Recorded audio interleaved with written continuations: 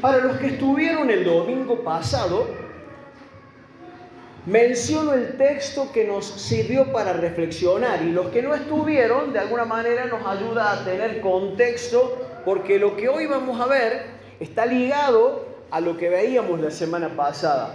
El texto fue en Proverbios 17:1, donde la palabra del Señor dice: es mejor comer pan duro, pero vivir en paz, que hacer muchas fiestas en la casa, pero vivir peleando. ¿De qué sirve tener un montón de cosas? ¿De qué sirve ganar el mundo, como decía la canción, en base a lo que también enseña la palabra, si perdemos la salvación? ¿Y de qué sirve tener un montón de cosas materiales y no llevarnos bien en la familia? Al final se nos atraganta la comida y terminamos disgustados o enemistados, ¿no? Y el miércoles seguíamos reflexionando en la reunión de oración sobre este principio tan importante que Dios nos enseña, y le agregamos otro pasaje que está también en Proverbios 22, versículo 3, donde dice así: el prudente, la persona prudente, se anticipa al peligro y toma precauciones. La persona prudente se anticipa al peligro y toma precauciones. En cambio, la persona simple, es decir, la persona tonta, la persona ignorante, la persona desprevenida, avanza a ciegas y sufre las consecuencias. Y lo contextualizábamos en función de esto que se nos viene, el tema de las fiestas, las celebraciones, las juntadas familiares que vamos a estar compartiendo ya la otra semana, y las despedidas y todo lo que es ocasión de que podamos estar compartiendo con otras personas una comida. ¿Y cómo aplica esto de que una persona prevenida anticipa el riesgo y toma precauciones? Bueno, ¿cuántas veces hemos tenido celebraciones familiares, fiestas, comida, que han terminado mal porque había demasiada bebida? Entonces, la persona prudente, la familia prudente, se anticipa al riesgo y toma precauciones. ¿Qué te parece si este año no ponemos alcohol? Uy, pero ¿cómo vamos a pasar una fiesta sin alcohol? ¿Se puede pasar una fiesta sin alcohol o no? Claro que sí.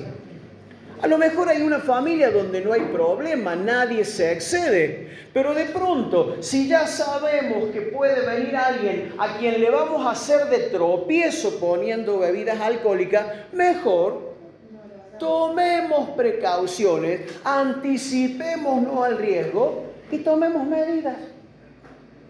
Ya nos pasó alguna vez o en varias oportunidades que jugando empezamos a charlar de política o de fútbol, de alguna situación que terminó en conflicto. Cada vez que se habla de este tema, alguno se ve enojado, alguno discute, alguno insulta, alguno...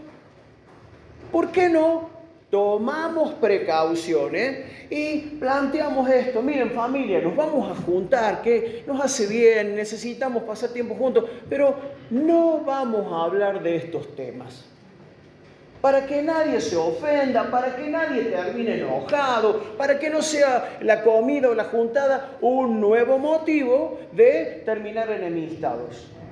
Entonces, decíamos esto, ¿no?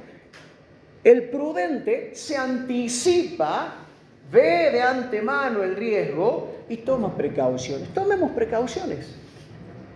Se nos vienen las fiestas. Yo decía el miércoles a los hermanos que nos habíamos juntado para orar, que por cierto te aliento a que puedas apartar ese tiempo. No es una opción la oración con la iglesia, es una necesidad. Como no es una opción la oración en tu familia, en tu matrimonio, con tus hijos, es una necesidad, es una herramienta que está ahí en la caja, y si no la usamos estamos perdiendo mucho beneficio. Oremos, hermanos, busquemos al Señor. Entonces, anticipémonos. Y qué bueno sería que cuando pase toda esta época de celebraciones, encuentros, comidas, tiempos de compartir, podamos mirar para atrás y decir, gloria a Dios. El Señor nos ayudó a poder tener tiempos significativos, a poder compartir con hermanos, con amigos, y no tuvimos nada que lamentar. A lo sumo, se rompió un vaso, a lo sumo, no sé, se ensució la casa. ¿Cuál es el problema? Pero a veces hay que lamentar otras cosas mucho peores. ¿Me entienden a qué me refiero, no? Bueno, quiero que sigamos pensando en función de esto. Y voy a leer parte de un pasaje. Le pedí a Toto, que está ahí en la proyección, que no lo proyecte. Voy a leer 3 versículos y después ustedes me van a decir a qué contexto o a qué historia bíblica pertenece, si es que está en la Biblia. ¿Está bien? ¿Listos ahí? ¿Atentos? Dice así: sin embargo, su padre dijo a los sirvientes, rápido, traigan la mejor túnica que haya en la casa y vístanlo. Consigan un anillo para su dedo y sandalias para sus pies. Maten el ternero que hemos engordado. Tenemos que celebrar con un banquete, porque mi hijo estaba muerto y ahora ha vuelto a la vida. Estaba perdido y ahora ha sido encontrado. Entonces comenzó la fiesta. Hijo pródigo, la parábola preciosa del hijo pródigo, pero estoy leyendo de la mitad hacia adelante. Ahora sí, proyectalo, Toto, lo vuelvo a leer y continuamos la lectura. Porque acá el pasaje habla de una fiesta familiar, donde no faltó comida, ni baile, ni ninguno de los elementos que a veces hay en una fiesta, ¿sí? Vuelvo a leer. Pero su padre dijo a los sirvientes, rápido, traigan la mejor túnica que haya en la casa y vístanlo. Consigan un anillo para su dedo y sandalias para sus pies. Maten el ternero que hemos engordado.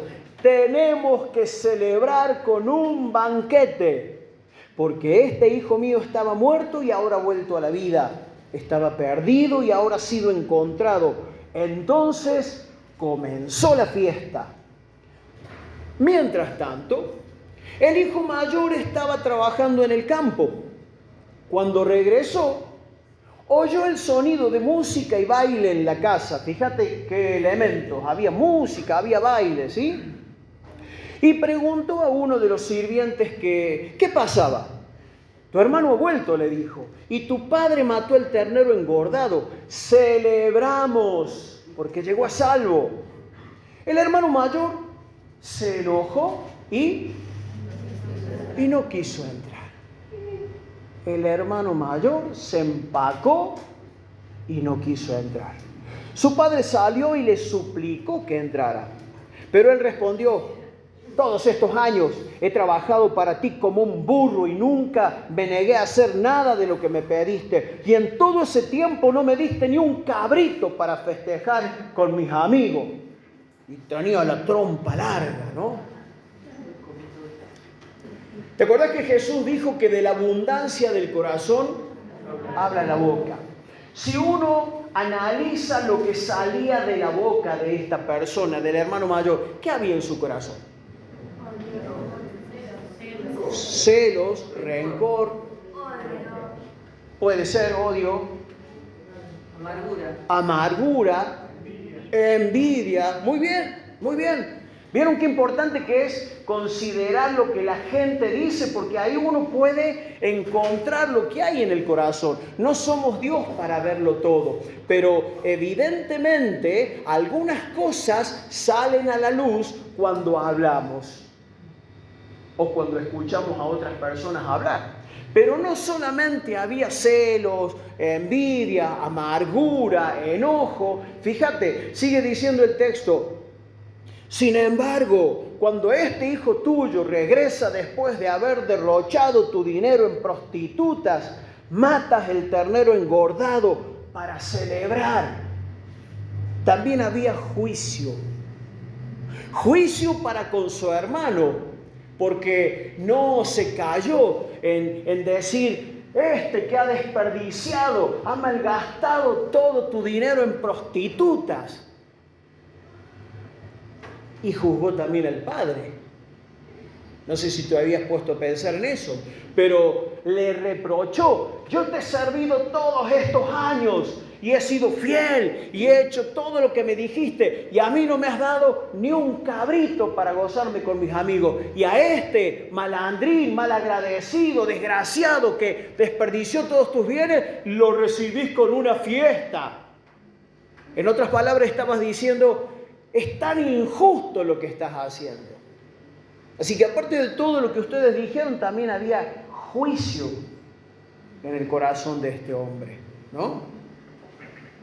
Entonces, pensando en esta historia, se me ocurría un posible título. Tiene que ver con una pregunta. ¿Y vos? ¿Vas a entrar a la fiesta? Porque la parábola que acabamos de leer relata lo que ocurre en tantas de nuestras juntadas familiares y en especial estas que tienen una connotación especial a nivel social. La Navidad, el Año Nuevo o el fin de año son fiestas donde, como ya he dicho un montón de veces, los ánimos se ponen pero tan sensibles. Y muchas veces ocurre que alguien tiene el mismo argumento que el hijo mayor de esta historia. ¿Ah, sí? ¿Va a venir fulano? Entonces yo no voy. Si va a estar tal persona, si va a estar ese, si va a estar esa, entonces yo no voy. Yo no voy a participar. ¿Qué fue lo que le pasó a este hombre? Al hijo mayor de la historia. El hermano mayor consideraba que el menor no se merecía ser parte de la familia. Había traicionado, había derrochado lo de la familia. No se merecía estar en una fiesta. Y menos aún que se hiciera una fiesta en su honor. Por eso le reprochó al padre. Entonces, cuando uno piensa en esto, surge la pregunta. ¿Hay personas con las que no quieras compartir la mesa? ¿Hay personas con las que no quieras compartir una juntada familiar? ¿Habrá en tu entorno, en tu vida, personas con las que no te quieras encontrar? ¿Y qué tal si se trata no de una juntada familiar o una celebración de una fiesta?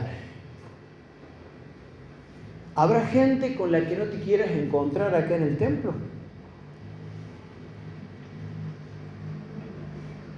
¿Habrá alguien con quien no quieras verte en la célula?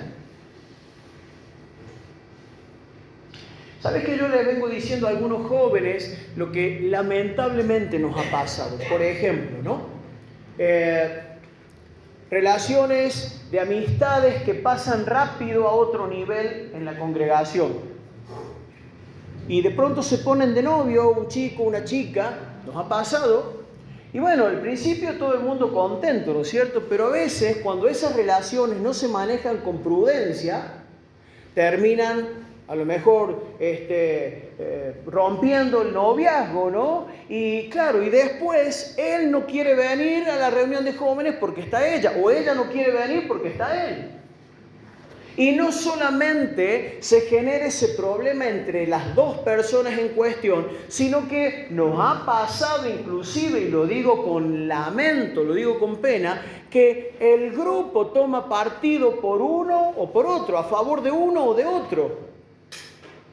Y se generan divisiones.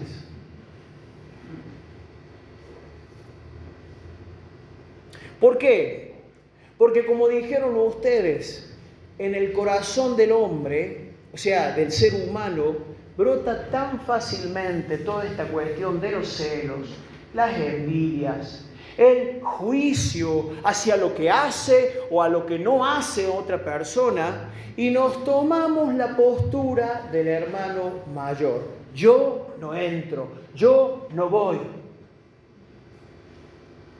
¿Cuál era el argumento del hermano mayor? Este es un desgraciado, este no valoró nunca las cosas que vos has hecho por él, lo que somos como familia, malgastó todo, derrochó todo y encima vos lo recibís. Y eso me hacía pensar que a veces nosotros podemos llegar inclusive a argumentarle a Dios por qué no debería recibir a alguien. ¿O por qué no debería perdonar a alguien? O hasta directamente decimos, esa persona no se merece la gracia de Dios. Esa persona no se merece el perdón de Dios.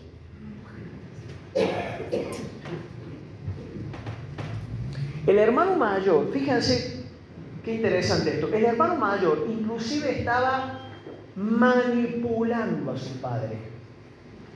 Porque implícitamente el mensaje que le está dando es, si él está en esta casa, conmigo no contes. O sea, le está diciendo, ¿vos querés que yo siga a tu lado? Échalo. Mientras él esté, yo no voy. Y eso me lleva a pensar en mi vida y a pensar en nosotros, en cada uno de nosotros como iglesia, y te lo tengo que compartir. Porque necesitamos exponernos a la palabra del Señor, al Espíritu Santo de Dios, que nos examine, que nos vea claramente y que nos diga qué hay en nuestro corazón. No sea que estemos pretendiendo ponerlo a Dios entre las cuerdas. O él o yo.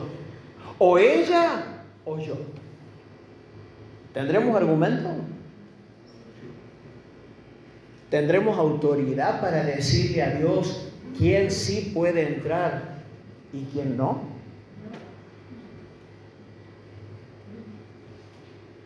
¿Saben qué, hermanos queridos? Esto ya va mucho más allá de las fiestas, aunque tiene que ver con eso, y si somos prudentes podemos ver anticipadamente el riesgo y tomar precauciones. Pero te digo, esto tiene que ver con algo mucho más importante que las fiestas. Estas actitudes, los celos, las envidias, la falta de perdón, el tener tan memoriosamente en la lista las cosas malas que han hecho otros, las cosas que no hicieron otros, y recordárselas a Dios y orar, pero orar para decirle a Dios, sacalo, eliminalo, ese no se merece. Esas actitudes dividen la familia. Esas actitudes dividen las amistades, dividen la iglesia, dividen una célula, parten por la mitad la comunión que Cristo logró con su sangre. Porque no estamos acá juntos porque somos buenos, estamos acá juntos porque Cristo, como cantábamos, derramó su sangre para reconciliarnos con el Padre y para hacernos vivir en familia. Entonces, si somos parte de esta familia, que es la familia de Dios, por favor, hermanos, tengamos presente el precio que se pagó para que eso sea un hecho. Y cuidémonos de ser causa de división. El apóstol Pablo le escribe a Tito, al pastor Tito, y le dice cómo tenía que hacer con personas que causaban división en la iglesia. Tito capítulo 3, versículo 10. Al hombre que cause divisiones, después de una y otra amonestación, deséchalo.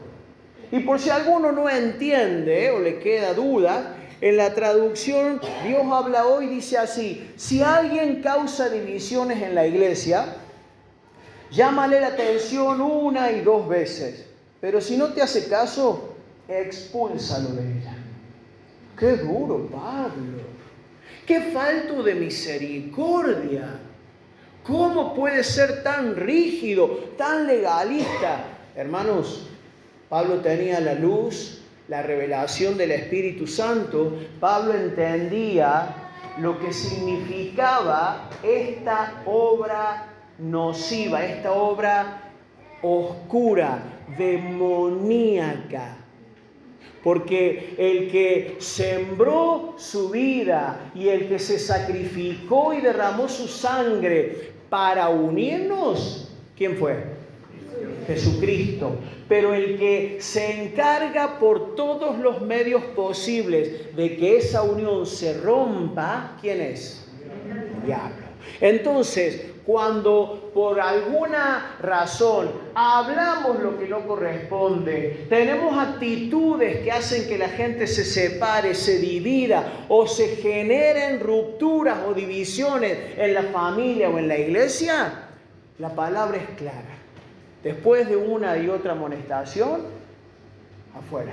Y si te parece duro lo que dice Pablo, entonces no sé si leerte lo que dijo Jesús sobre el tema. Pero te lo tengo que decir, porque es palabra del Señor. Fíjate, acompáñame a Mateo 18, a partir del versículo 23.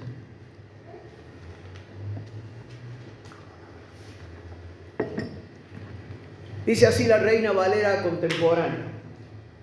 Por eso, aclaro, palabras de Jesús. Por eso, el reino de los cielos es semejante a un rey que quiso hacer cuentas con sus siervos. El reino de los cielos es semejante. Es como, se parece a, tiene la forma de, o se puede ilustrar de esta manera, dice Jesús. Un rey que quiso hacer cuentas con sus siervos. Para que a nadie le quede duda, un día todos nosotros y los que ya han muerto y los que van a venir, vamos a estar delante de la presencia del Señor, el Rey de Reyes, y vamos a tener que dar cuentas de lo que hemos dicho, de lo que hemos hecho, de lo que hemos pensado. ¿Sí? Entonces, el reino de los cielos es semejante a un rey que quiso hacer cuentas con sus siervos. Cuando comenzó a hacer cuentas, le llevaron a uno que le debía plata por millones. Como éste no podía pagar, su señor ordenó que lo vendieran junto con su mujer y sus hijos y con todo lo que tenía para que la deuda quedara pagada. Pero aquel siervo se postró, es decir, se arrodilló, tomó una postura de humildad. Se postró ante él y le suplicó: Señor, ten paciencia conmigo y yo te lo pagaré todo. El rey de aquel siervo se compadeció de él. Yo me imagino algo así como que lo miró ahí arrodillado, tembloroso, hecho una bolita, pidiendo misericordia, y dijo: ni en 10 vidas me vas a poder pagar todo lo que me debes. Entonces se compadeció de él, lo dejó libre y le perdonó la deuda. Cuando aquel siervo salió, se encontró con uno de sus consiervos que le debía 100 días de salario. No es poca plata, pero se puede juntar, se puede pagar. Y agarrándolo por el cuello le dijo: págame lo que me debes. Su consiervo se puso de rodillas y le rogó: ten paciencia conmigo y yo te lo pagaré todo. Pero aquel no quiso, sino que lo mandó a la cárcel hasta que pagara la deuda. Es decir, en vez de usar de misericordia y de compasión como habían usado con él, se valió de la ley. Vos me debés, acá tengo los recibos firmados, acá tengo los pagarés firmados, los llevó a un juez o a un abogado, le mandó carta documento, le cayó la ley encima, lo metieron en la cárcel. Se valió de la ley. no de la compasión ni de la misericordia que habían tenido de él. Y claro, esto trascendió, la noticia se conoció en el barrio, se conoció en el pueblo, y dice el texto que cuando sus consiervos vieron lo que pasaba, que evidentemente tenían información de que el rey a este le había perdonado toda aquella deuda, se pusieron muy tristes y fueron a contarle al rey todo lo que había pasado. Entonces el rey le ordenó presentarse ante él y le dijo: siervo malvado, yo te perdoné toda aquella gran deuda porque me rogaste. ¿No debías tú tener misericordia de tu consiervo como yo la tuve de ti? Y la respuesta es obvia: claro que sí. Y muy enojado, el rey lo entregó a los verdugos hasta que pagara todo lo que debía. Leo de nuevo ese último versículo. Muy enojado el rey lo entregó a los verdugos hasta que pagara todo lo que debía. Es fuerte la historia, ¿no? Pero así como es de fuerte, es de clara, muy clara. Es muy fácil de entender y se centra en lo que Dios espera de cada persona que con arrepentimiento ha reconocido su pecado delante de Dios y le ha pedido misericordia. Señor, soy un miserable, me doy cuenta que por mi propia cuenta yo no me puedo salvar. Te necesito, Señor. ¿Y qué pasa cuando una persona se arrepiente y le pide perdón a Dios? ¿Qué dice la Biblia? ¿Qué hace Dios? Nos perdona. ¿Lo sabías? Si nosotros confesamos nuestros pecados, Él es fiel y justo para perdonar nuestros pecados y limpiarnos de toda maldad. Eso es lo que dice el apóstol Juan en la primera carta, capítulo 1, versículo 9. Y Juan lo decía porque evidentemente lo había experimentado. Jesús se lo había enseñado. Ahora, la parábola se centra en que Dios espera que cada persona que le ha pedido perdón y ha experimentado el perdón de Dios haga exactamente lo mismo con aquellos que nos han ofendido, con aquellos que nos robaron, con aquellos que nos maltrataron, que nos criticaron, que nos hicieron mal en la vida, los dañaron. A la gente que ha generado una deuda con nosotros, que no siempre es económica. Las deudas emocionales son a veces más caras o duelen más que una deuda económica. Alguien te pidió plata y no te la devolvió. Y bueno, es un daño económico. Pero alguien habló mal de vos, alguien te dejó mal parado, alguien anduvo ventilando cosas tuyas. Y eso no se puede medir con plata. ¿Entendemos, no es cierto?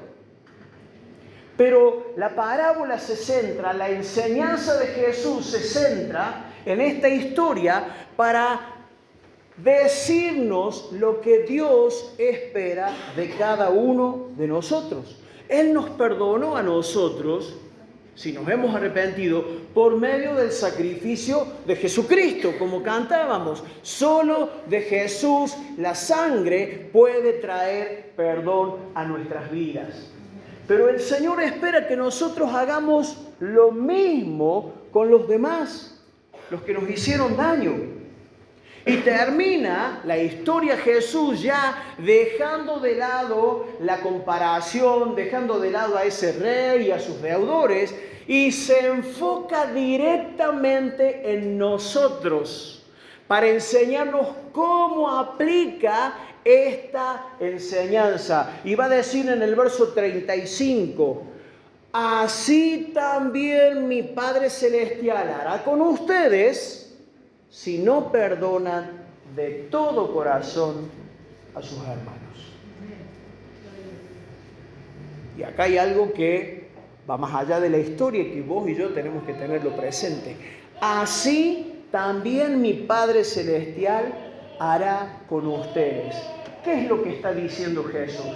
después de contar toda esta historia de los dos deudores, Jesús está diciendo, si vos no perdonás de todo corazón a alguien su ofensa, así como aquel que no perdonó tuvo que pagar toda la deuda y fue metido en la cárcel, entregado a los verdugos, así va a pasar con vos.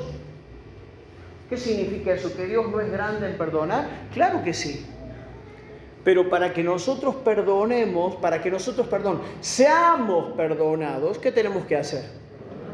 Perdona nuestras deudas como también nosotros perdonamos a los que nos ofenden. No estoy diciendo nada nuevo, hermano. No estoy predicando nada que vos no sepas. Pero entiendo que todo esto es parte de algo que ocupa un lugar muy importante en el corazón de Dios para con nosotros como hijos y también nos puede ayudar a prevenir para estos encuentros que vamos a tener. Porque el hijo mayor no quería entrar a la fiesta, a la celebración, a ese evento tan significativo para el padre que había recuperado a su hijo, porque como dijeron ustedes, tenía celos, tenía envidia y tenía juicio y no estaba dispuesto a perdonar. Sus argumentos habían puesto al padre contra las cuerdas. Si vos lo recibís a él, yo me voy. Yo no voy a estar en esta casa si él está acá. Y eso tiene que ver con, sencillamente, falta de perdón. Tiene que ver con darle más trascendencia a mi resentimiento que a lo que Dios me manda a hacer. Perdona. Por eso te vuelvo a preguntar, y yo mismo me lo planteo. ¿Habrá alguien con quien no estés dispuesto a compartir una mesa? ¿Habrá alguien con quien, si te fuere posible, evitar y salir de la reunión sin cruzarte con él o con ella? ¿Habrá alguien así? ¿Será que vas a encontrar una excusa para dejar de ir a la reunión celular porque hay alguien ahí que... ¿Se entiende? ¿No tragas? Dice la palabra que... ahí te lo leo de nuevo. Le entregó a los verdugos. Lo leo. El rey le ordenó presentarse ante él y le dijo: siervo malvado, yo te perdoné toda aquella gran deuda porque me rogaste. ¿No debías tú tener misericordia de tu consiervo como yo la tuve de ti? Y muy enojado el rey lo entregó a los verdugos. Los verdugos han sido las personas encargadas de ejecutar las sentencias de muerte u otro tipo de castigos físicos sobre las personas que estaban condenadas. ¿Vieron esos que en las películas aparecen con una bolsa en la cabeza, que se le ven los huequitos por donde miran y el huequito acá por donde respiran, pero no se les ve la cara? Esos son los verdugos, los que bajan la palanca para que caiga la cuchilla y corte la cabeza, o los que bajan la palanca para que la silla se corra y quede colgado el condenado. Esos son los verdugos. Pero no solamente ejecutaban una sentencia de muerte, sino que también dañaban, perturbaban, le hacían la vida dura y difícil a los que estaban encerrados. Y si has visto películas o si has visto la realidad a veces cuando llevan a uno atrapado entre varios, lo tienen limitado, lo llevan ahí cortito con esposas y lo van hincando, lo van limitando para que no haga nada fuera de lugar. Y si tuviera alguna actitud de rebelión, enseguida lo ponen en orden. Y si tienen que usar la fuerza, la usan. Esa es la tarea de los verdugos. Por lo cual, cuando Jesús en la parábola dice que a ese que no perdonó, a ese que había recibido misericordia y gracia, no perdonó, dice, lo entregó a los verdugos. Y acá, en este contexto, los verdugos son o representan aquellas consecuencias espirituales. Escucha bien. consecuencias espirituales que muchas veces se manifiestan también en el ámbito de lo físico, ¿sí? Pero son consecuencias espirituales negativas, consecuencias de una angustia interior profunda. Una persona sufre, ¿por qué? Porque no ha decidido perdonar. Y entonces brota el rencor y brotan las ronchas y no sé por qué. Ya me hice análisis, me hice estudio, todo sale bien, pero yo sigo con este malestar, yo sigo con este dolor, yo sigo con esta angustia o con esta ansiedad. Me despierto de noche, no puedo descansar bien, estoy con miedo por todo. No estoy diciendo que siempre las ansiedades vengan por acá, hermanos, pero el que entienda, entienda. Los verdugos en este caso, a los que fue entregado aquel que no perdonó, también reflejan el estado de esclavitud espiritual. Hay gente que camina en libertad por la calle, hay gente que va donde quiere, pero aún así está esclava en su corazón, está atada en su corazón y está siendo verdugueada. No puede ser feliz, no puede disfrutar de un encuentro con nadie, no puede acostarse sin llorar o sin experimentar profundo odio o sin acordarse con deseos de mal para con la vida de alguien. Hay gente que no puede disfrutar de un paseo, de una vacación, de una comida, porque continuamente está atrapada en sus pensamientos en un enojo para con alguien. A veces para con nosotros mismos, porque a veces no nos perdonamos ni a nosotros mismos. Y te hago una pregunta. ¿Sabes quién mete mano con mucho gusto en toda la tarea de los verdugos? Los demonios. Les encanta esa tarea. Les encanta burlarse. Les encanta reírse de tu miseria, de tu estado de ansiedad, de tu estado de nerviosismo. Les encanta reírse de tu enfermedad física que se manifiesta como resultado de una profunda conmoción espiritual. Mira, difícilmente alguien recuerde lo que comió en la Navidad pasada. Pero yo te aseguro que ninguno de nosotros se ha olvidado de esa palabra de crítica que alguien te dijo. Aunque haya pasado 15, 20 años. Yo te aseguro que no te acordás si en la infancia tenías zapatillas de marca o no, pero te aseguro que te acordás de las cosas que te hicieron en la infancia, sobre todo de esas que te marcaron porque te dolieron, porque te dañaron, porque fueron denigrantes, porque fueron abusivas. Seguro que nos acordamos. No se trata de que te olvides. Se trata de que lo entregues en las manos de aquel que es el único que hace justicia. ¿Qué dice la palabra de Jesús? Cuando le amenazaban, no respondía con maldición, sino que encomendaba la causa al que juzga justamente. Hermanos queridos, seamos prudentes. Si vemos venir el peligro, tomemos medidas. Entreguémosle nuestra vida de verdad al Señor. Entreguemos nuestras tristezas, nuestras angustias. Entreguemos nuestros rencores. Gracias. Entreguémosle al Señor todo eso que no podemos manejar y que sí nos ha manejado el ánimo por décadas a veces. Entreguémosle al Señor. Reconozcamos, no somos nosotros los que hacemos juicio. Acordate, el hijo mayor tenía, entre otras cosas, juicio en su corazón. Ese no merece que se lo reciba. Y vos, ¿cómo podés recibir y hacer fiesta para una persona que te dilapidó todo lo que tenía? No nos corresponde hacer juicio.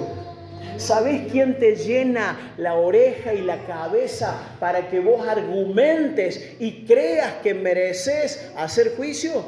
El enemigo, el acusador de nuestras almas, el diablo. Él nos llena la cabeza si le damos lugar para que nosotros tengamos argumentos leguleyos, para que en vez de usar de gracia y misericordia, interpongamos la ley y le saquemos la ley en la cara al que nos hizo daño. Pero ¿qué dice la palabra en Hebreos? Juicio sin misericordia se hará con todos los que no usen de misericordia. Entonces, si yo, en vez de usar de la misericordia y la gracia que Dios usó conmigo, saco la ley para aplicársela al que a mí me hizo algo, lo mismo me va a pasar a mí. Ahora, el Señor nos quiere librar de eso. No solamente para el tiempo de las fiestas.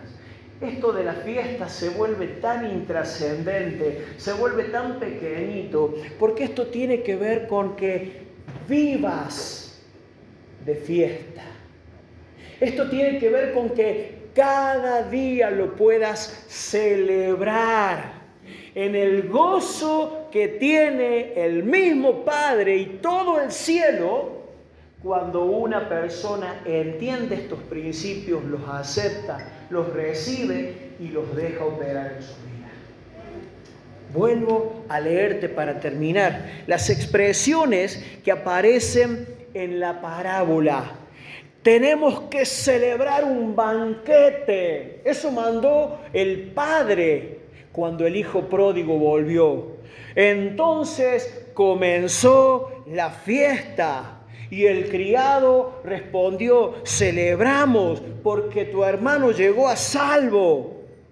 Pero todo eso que era motivo de celebración para el padre y para ese hijo que no lo merecía, pero lo recibió de gracia, fue el motivo para que se enojara, permítanme esta expresión, se emperrara y se empacara el hijo mayor al punto de no querer entrar a la fiesta. Por eso esta pregunta como título: ¿y vos? ¿Vas a entrar a la fiesta? ¿O te vas a quedar empacado, juzgando desde afuera, amargado o amargada, echando culpas y sacando toda la lista de las broncas viejas?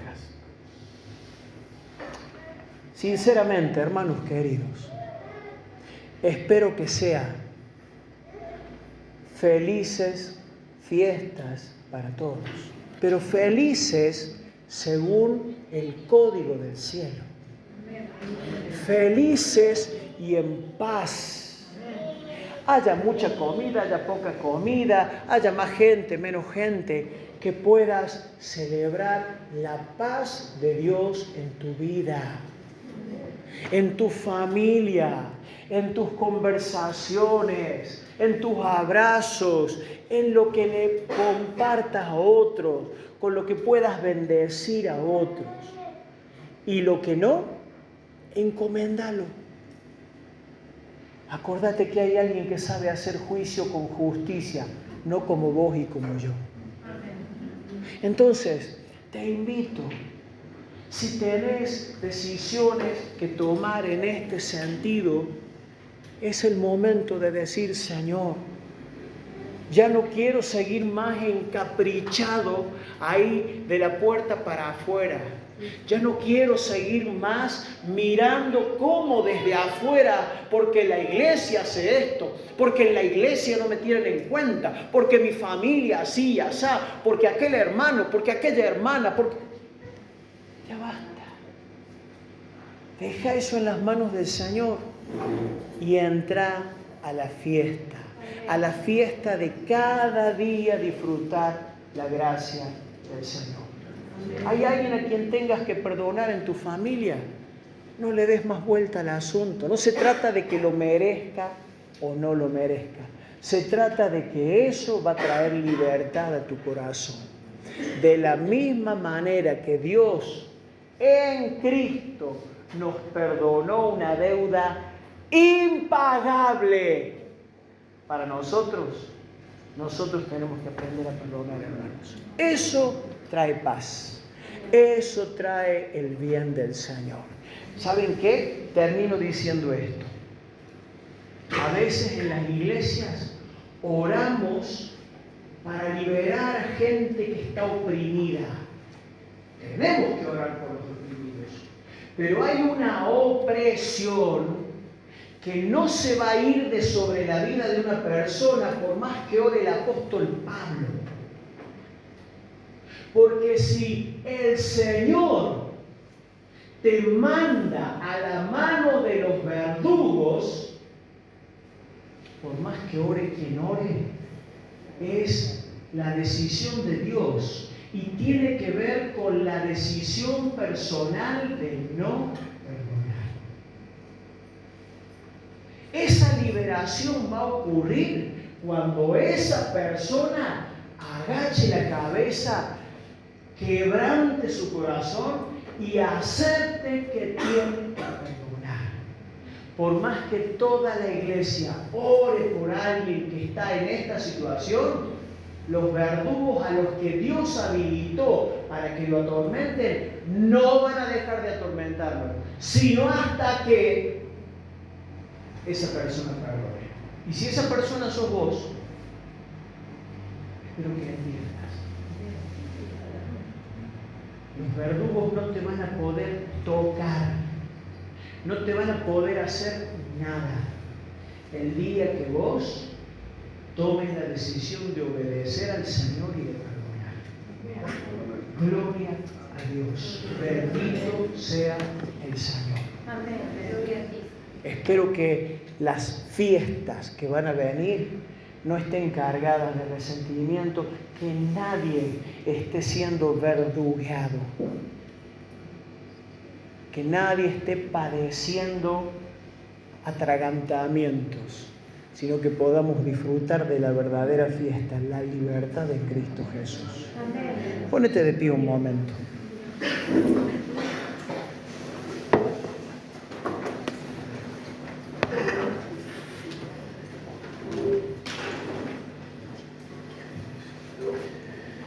A veces nuestras oraciones hablan más de nosotros mismos, como decía la última canción.